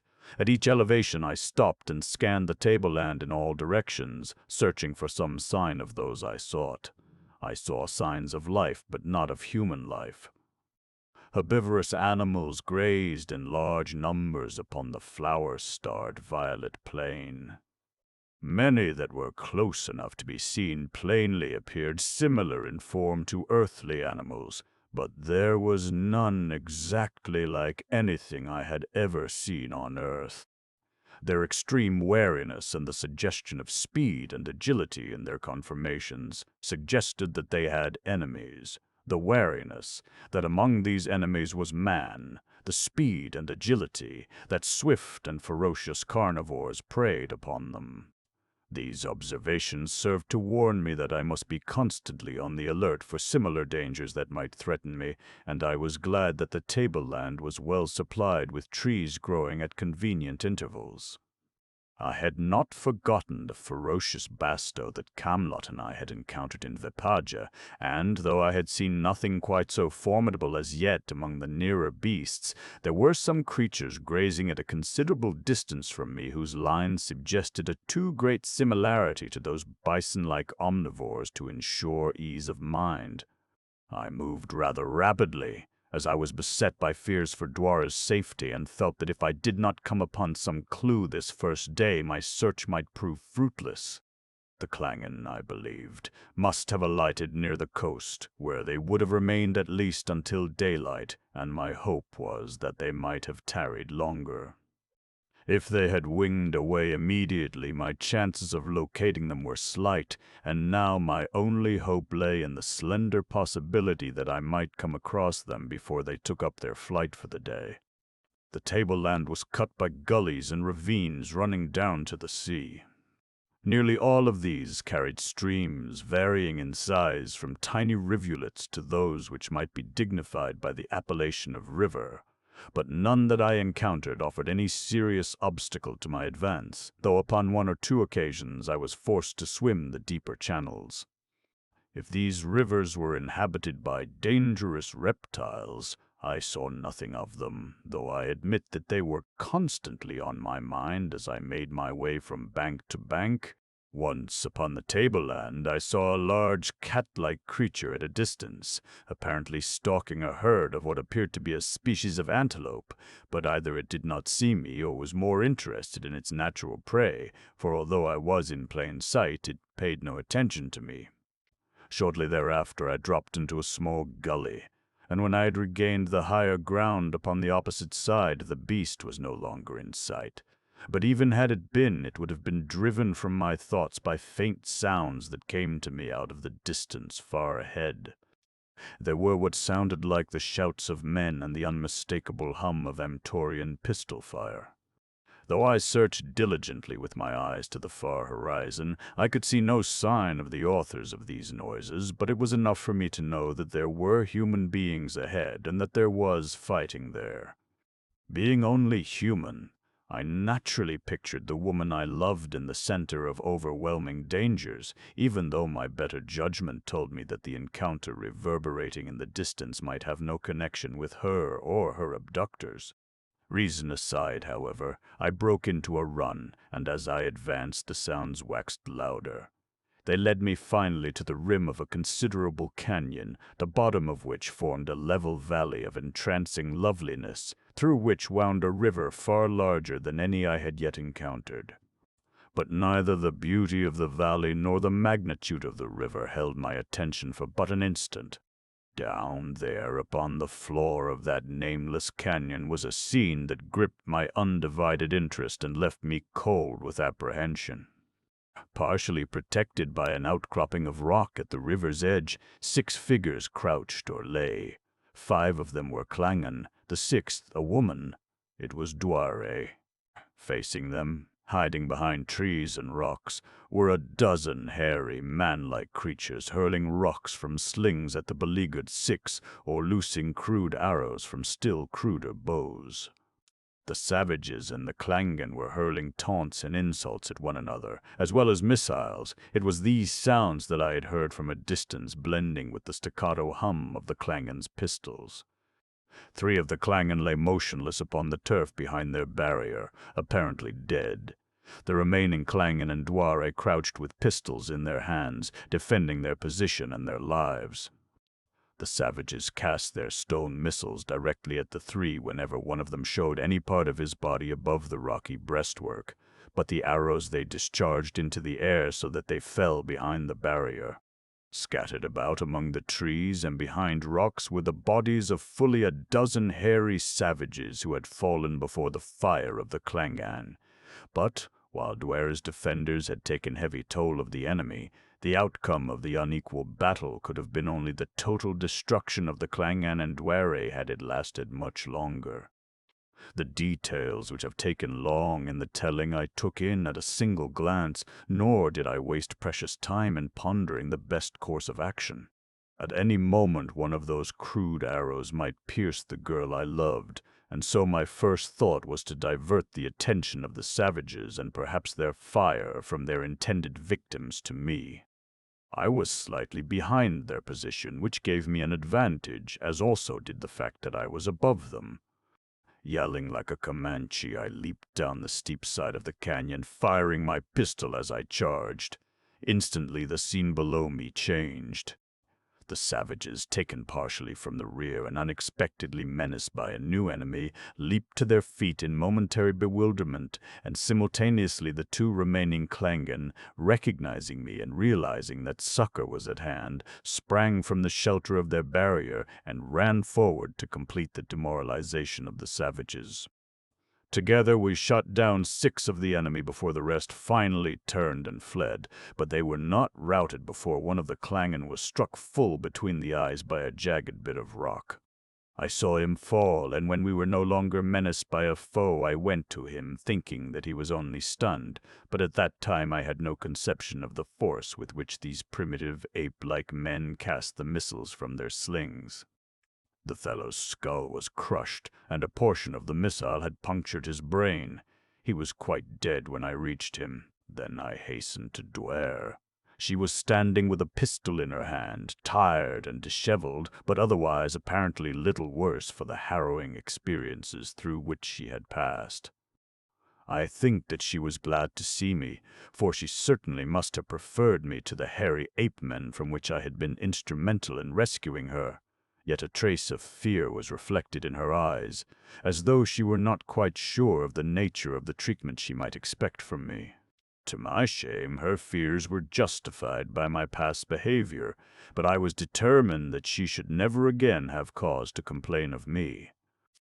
I would win her confidence and trust, hoping that love might follow in their wake. There was no light of welcome in her eyes as I approached her, and that hurt me more than I can express. Her countenance reflected more a pathetic resignation to whatever new trials my presence might portend. "You have not been harmed?" I asked. "You are all right?" "Quite," she replied. Her eyes passed beyond me, searching the summit of the canyon wall down which I had charged upon the savages. "Where are the others?" she asked in puzzled and slightly troubled tones. "What others?" I inquired. "Those who came with you from the Sofao to search for me." "There were no others. I am quite alone." Her countenance assumed an even deeper gloom at this announcement. "Why did you come alone?" she asked fearfully. "To be honest with you, it was through no fault of my own that I came at all at this time," I explained. "After we missed you from the Sofal, I gave orders to stand by off the coast until the storm abated and we could land a searching party. Immediately thereafter, I was swept overboard, a most fortunate circumstance as it turned out, and naturally when I found myself safely ashore, my first thought was of you. I was searching for you when I heard the shouts of the savages and the sound of pistol fire. You came in time to save me from them," she said, "but for what? What are you going to do with me now?" "I am going to take you to the coast as quickly as possible," I replied, "and there we will signal the Sofo. She will send a boat to take us off." Duare appeared slightly relieved at this recital of my plans. "You will win the undying gratitude of the Jong, my father, if you return me to Vepaja unharmed," she said. "To have served his daughter shall be reward enough for me," I replied, "even though I succeed in winning not even her gratitude." "That you already have for what you have just done at the risk of your life," she assured me, and there was more graciousness in her voice than before. "What became of Vilor and Musco?" I asked. Her lip curled in scorn. "When the Cluno bargain attacked us, they fled." "Where did they go?" I asked. "They swam the river and ran away in that direction." She pointed toward the east. "Why did the Klangen not desert you also?" "They were told to protect me. They know little else than to obey their superiors, and, too, they like to fight. Having little intelligence and no imagination, they are splendid fighters. I cannot understand why they did not fly away from danger and take you with them when they saw that defeat was certain. That would have ensured the safety of all." "By the time they were assured of that, it was too late," she explained. "They could not have risen from behind our protection without being destroyed by the missiles of the Cluno bargain." This word, by way of parenthesis, is an interesting example of the derivation of an Amtorian substantive. Broadly, it means savages. Literally, it means hairy men. In the singular, it is no bargain. Gan is man, bar is hair. No is a contraction of not, with, and is used as a prefix with the same value that the suffix y has in English. Therefore, nobar means hairy, no bargain, hairy man. The prefix clu forms the plural, and we have clunobargan, hairy men, savages. After determining that the 4 Klangen were dead, Duare, the remaining Angan, and I started down the river toward the ocean. On the way, Duare told me what had occurred on board the Sofal the preceding night, and I discovered that it had been almost precisely as Gamfor had pictured it. "What was their object in taking you with them?" I asked. "Vilor wanted me," she replied, "and Musco merely wished to escape?" "Yes. He thought that he would be killed when the ship reached Vepaja." "How did they expect to survive in a wild country like this?" I asked. "Did they know where they were?" "They said that they thought that the country was Nubol," she replied, "but they were not positive. The Thorans have agents in Nubol who are fomenting discord in an attempt to overthrow the government. There are several of these in a city on the coast, and it was Musco's intention to search for this city, where he was certain that he would find friends who would be able to arrange transportation for himself, Vilor, and me to Thora." We walked on in silence for some time. I was just ahead of Duare, and the Angan brought up the rear. He was crestfallen and dejected. His head and tail feathers drooped. The Klangen are ordinarily so vociferous that this preternatural silence attracted my attention, and, thinking that he might have been injured in the fight, I questioned him. "I was not wounded, my captain," he replied. "Then what is the matter with you? Are you sad because of the deaths of your comrades?" "It is not that," he replied. "There are plenty more where they came from. It is because of my own death that I am sad. But you are not dead." "I shall be soon," he averred. "What makes you think so?" I demanded. "When I return to the ship, they will kill me for what I did last night." "If I do not return, I shall be killed here. No one could live alone for long in such a country as this. If you serve me well and obey me, you will not be killed if we succeed in reaching the Sofal again," I assured him. At that he brightened perceptibly. "I shall serve you well and obey you, my captain," he promised, and presently he was smiling and singing again as though he had not a single care in the world, and there was no such thing as death. On several occasions, when I had glanced back at my companions, I had discovered Duare's eyes upon me, and in each instance she had turned them away quickly, as though I had surprised and embarrassed her in some questionable act. I had spoken to her only when necessary, for I had determined to atone for my previous conduct by maintaining a purely official attitude toward her that would reassure her and give her no cause for apprehension as to my intentions. This was a difficult rule for me to play while I yearned to take her into my arms and tell her again of the great love that was consuming me. But I had succeeded so far in controlling myself, and saw no reason to believe that I should not be able to continue to do so, at least as long as Duare continued to give me no encouragement. The very idea that she might give me encouragement caused me to smile in spite of myself. Presently, much to my surprise, she said, "You are very quiet. What is the matter?" It was the first time that Duare had ever opened a conversation with me or given me any reason to believe that I existed for her as a personality. I might have been a clod of earth or a piece of furniture, for all the interest she had seemed to take in me since those 2 occasions upon which I had surprised her, as she watched me from the concealing foliage of her garden. "There is nothing the matter with me," I assured her. "I am only concerned with your welfare and the necessity for getting you back to the Sofal as quickly as possible." "You do not talk any more," she complained. "Formerly, when I saw you, you used to talk a great deal." "Probably altogether too much," I admitted. "But you see, now I am trying not to annoy you." Her eyes fell to the ground.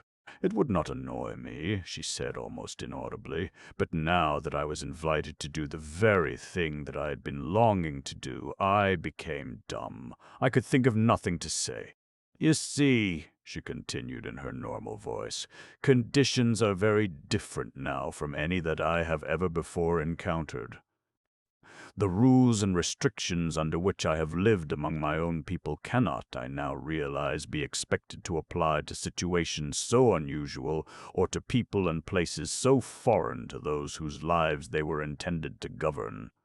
I have been thinking a great deal about many things, and you. I commenced to think these strange thoughts after I saw you the first time in the garden at Quad. I have thought that perhaps it might be nice to talk to other men than those I am permitted to see in the house of my father, the Jong. I became tired of talking to these same men and to my women, but custom had made a slave and a coward of me. I did not dare do the things I most wished to do. I always wanted to talk to you, and now for the brief time before we shall be again aboard the Sofal, where I must again be governed by the laws of Vepaja. I am going to be free. I am going to do what I wish. I am going to talk to you. This naive declaration revealed a new Duare, one in the presence of whom it was going to be most difficult to maintain an austere platonicism, yet I continued to steel myself to the carrying out of my resolve. "Why do you not talk to me?" she demanded when I made no immediate comment on her confession. "I do not know what to talk about," I admitted, "unless I talk about the one thing that is uppermost in my mind." She was silent for a moment, her brows knit in thought, and then she asked with seeming innocence, "What is that?" "Love," I said, looking into her eyes. Her lids dropped and her lips trembled. "No," she exclaimed, "we must not talk of that. It is wrong. It is wicked." "Is love wicked on Amtor?" I asked. "No, no, I do not mean that," she hastened to deny. "But it is wrong to speak to me of love until after I am 20. "May I then, Duare?" I asked.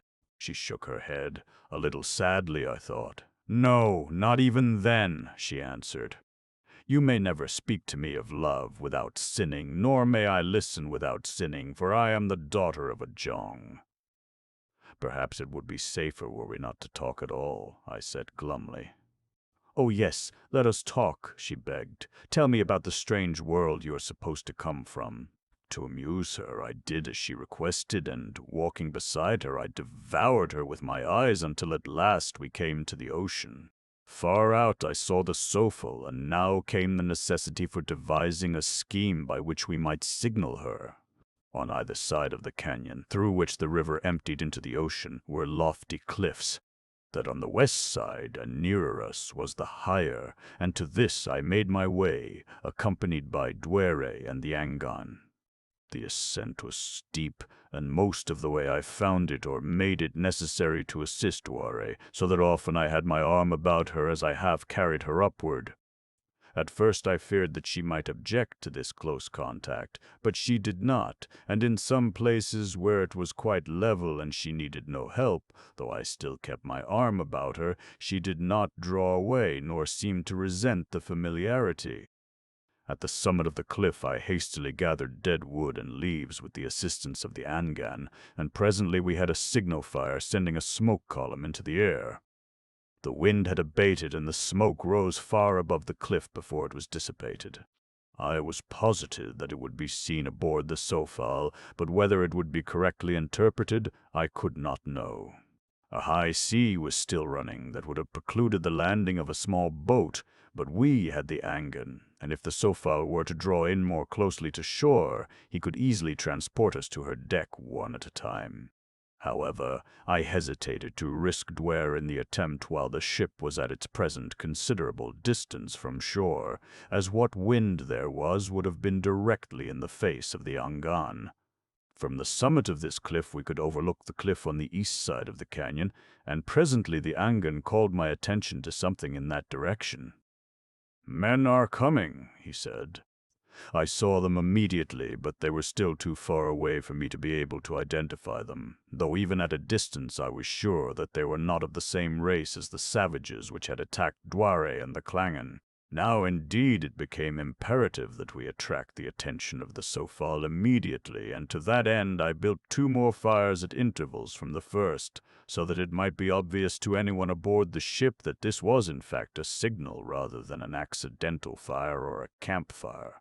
Whether or not the Sofal had seen our signal, it was evident that the party of men approaching must have, and I could not but believe that, attracted by it, they were coming to investigate. Constantly they were drawing nearer, and as the minutes passed we saw that they were armed men of the same race as the Vepajans. They were still some distance away when we saw the Sofal change her course and point her bow toward shore. Our signal had been seen, and our comrades were coming to investigate, but would they be in time? For us it was a thrilling race. The wind had sprung up again, and the sea was rising once more. I asked the Angan if he could breast the gale, for I had determined to send Duare off at once if I received a favorable reply. I could alone, he said, but I doubt that I could if I were carrying another. We watched the Sofal plunging and wallowing in the rising sea as it forged steadily closer, and we watched the men drawing near with equal certainty. There was no doubt in my mind as to which would reach us in the meantime, sufficiently so that it would be safe for the Angan to attempt to carry Duare to her. Now the men had reached the summit of the cliff on the opposite side of the canyon, and here they halted and observed us while carrying on a discussion of some nature. "Vilor is with them," exclaimed Duare suddenly. "And Musco," I added. "I see them both now." "What shall we do?" cried Duare. "Oh, they must not get me again." "They shall not," I promised her. Down the canyon side they came now. We watched them swim the river and cross to the foot of the cliff where we were standing. We watched the Sofal creeping slowly shoreward. I went to the edge of the cliff and looked down upon the ascending men. They were halfway up now. Then I returned to Duare and the Angan. "We can wait no longer," I said, and then to the Angan, "Take the Junjung and fly to the ship. She is closer now. You can make it. You must make it." He started to obey, but Duare drew away from him. "I will not go," she said quietly. "I will not leave you here alone." For those words I would gladly have laid down my life. Here again was still another Duare. I had expected nothing like this, for I did not feel that she owed me any such loyalty. It was not as though she had loved me. One might expect such self-sacrifice on the part of a woman for the man she loves. I was swept completely from my feet, but only for an instant. The enemy, if such it were, must by now be almost to the summit of the cliff. In a moment they would be upon us, and even as the thought touched my mind, I saw the first of them running toward us. "Take her," I cried to the Angan. "There is no time to waste now." He reached for her, but she attempted to elude him, and then I caught her, and as I touched her, all my good resolutions were swept away, as I felt her in my arms. I pressed her to me for an instant. I kissed her, and then I gave her over to the birdman. "Hurry!" I cried. "They come!" Spreading his powerful wings, he rose from the ground, while Duare stretched her hands toward me. "Do not send me away from you, Carson. Do not send me away. I love you." But it was too late. I would not have called her back could I have done so, for the armed men were upon me. Thus I went into captivity in the land of Nobol, an adventure that is no part of this story, but I went with the knowledge that the woman I loved loved me, and I was happy. Now, available for the first time in newsstand editions at newsstand prices, Edgar Rice Burroughs in Ace Books. F156, AT, The Earth's Core, the discovery of the inner world and adventures therein in a land that remained in the Stone Age. F157, The Moon Made. The spaceship Barsoom breaks into the hidden civilization of the moon. F158, Pellucidar. The empire inside the Earth is thrown into turmoil by a conspiracy of monsters. F59, The Moon mean two novels telling of the future of the Earth after its conquest by treachery and lunar science. F1682VA, Maid of Mars, a terrific novel of adventure on the dead sea bottoms of John Carter's Planet of War. F169 Tarzan and the Lost Empire. Tarzan of the Apes finds new peril when he discovers the last of the Roman legions. F17D, The Chessmen of Mars. A kidnapped princess is the prize in a game of life and death. F171, Tanar of Pellucidar, a primitive chieftain, dares the terror of pirate firearms. F-180 Tarzan, at the Earth's core, the Lord of the Jungle versus Pellucidar. Ask your news dealer for them. If he is sold out, any of the above books can be bought by sending 40 plus 5 for handling costs for each book to Ace Books in C. Sales depth, 1120 Avenue of the Americas, New York 36, NY. Here's a quick checklist of recent releases of Ace Science Fiction Books, 35 Cars, D5 Course 7. The Super Barbarians by John Brunner, D550. World of Their Own by Poul Anderson, D553. The House on the Borderland by H. Hodgson, D555. The Trial of Terror by Jack Williamson, 40s. F141. The Darkness Before Tomorrow by Robert M. Williams, and The Ladder in the Sky by Keith Woodcock, F140. The Seed of Earth by Robert Silverberg, and Next. Stop the Stars by Robert Silverberg, F147. Sea Siege by Andre Norton, and Eye of the Monster by Andre Norton, F153. The Sword of Aldones by M. Stop the Mayan by M. Stop Z. Bradley, and The Planet Savers by M. Z. Bradley, F154. The Wizard of Lynn by A.E.E. Van Vogt, F161. Tim's Without Number by John Brunner, and Destiny's Orbit by David Grinnell, F162. Best from Fantasy and Science Fiction, 7th Series, F167. Catsy by Andre Norton, F173. Second Ending by James White, and The Jewels of Amtor by Samuel Delany, F174. First Through Time by Rex Gordon, F178. More Adventures on Other Planets, edited by Donald A. Wollheim. If you are missing any of these, they can be obtained directly from the publisher by sending the indicated sum plus 5's handling fee to Ace Books, Inc., Sales Depth, 1120 Avenue of the Americas, New York 36, NY. The creator of Tarzan explores a forest planet. When Carson Napier's giant rocket crash landed on the planet Venus, he knew that there would be no return to Earth for him. His problem was to survive somehow until other Earth rockets could follow. Beneath the eternal clouds, Carson found a race of strange men inhabiting trees that made the giant redwoods of California look like mere saplings. These men and their women were all very handsome and healthy, for they had discovered the secret of perpetual youth and the method of avoiding all disease. But despite all their wisdom, imminent danger threatened to wipe out all the Vepajans and their lovely Princess Duare.